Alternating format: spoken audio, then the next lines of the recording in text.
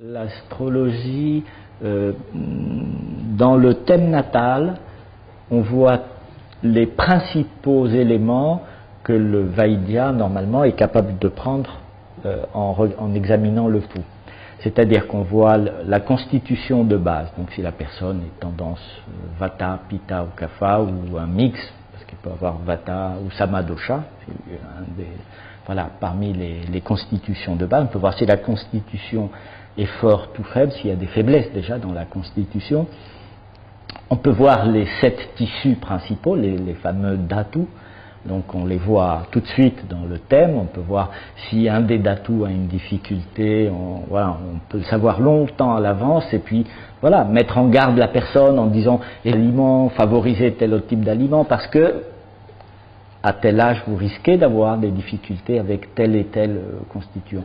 Voilà, et ainsi de suite. Donc on peut aller de manière beaucoup plus fine si on veut aller dans les détails. On peut voir les zones du cerveau qui vont bien fonctionner ou qui vont mal fonctionner, ou être à un niveau beaucoup plus global et dire voilà, la personne va avoir une difficulté dans la sphère cardiovasculaire, ou un problème de poids, ou un problème de ceci, de cela, simplement par l'examen des planètes et des influences bénéfiques ou maléfiques qui peuvent exercer sur les planètes. Donc ça, c'est quelque chose qu'on voit autant que peut voir le Vedya. La différence entre le médecin ayurvédique et l'astrologue est la suivante. C'est pas un recouvrement complet. C'est pour ça que c'est bien d'avoir le point de vue des deux. C'est-à-dire que nous, ce qu'on voit, c'est la constitution de départ, les influences du moment qui peuvent éventuellement amener à une maladie, et puis éventuellement des influences de maladies qui vont être difficiles peut-être à guérir.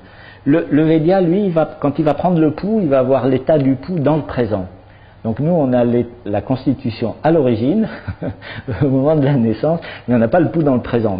Donc il faut mixer en fait les deux types de connaissances pour pouvoir dire avec précision, voilà, le terrain est fragile pour tel et tel aspect de votre physiologie, de votre fonctionnement.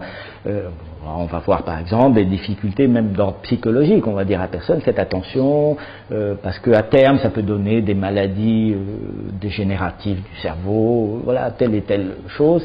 Voilà, donc on peut coordonner les deux types de consultations et donner à la fois des médications thérapeutiques donc, qui vont corriger les déséquilibres présents à l'instant T, et en même temps donner des éléments de prévention pour des maladies futures. Voilà, donc c'est quelque chose qui devient d'ailleurs très intéressant parce que là, on peut avoir une meilleure maîtrise sur la santé et connaître aussi les périodes où on peut être plus fragile, plus sujet à la maladie, et donc faire beaucoup plus attention dans ces moments-là. Hein. Voilà. Autant de choses donc, qui permettent de coordonner et de voir que finalement les connaissances se complètent. Hein, voilà, c'est qu'à la fois on voit ce qu'il y a et on voit comment ça se déroule dans le temps. Hein, c'est ça le point important.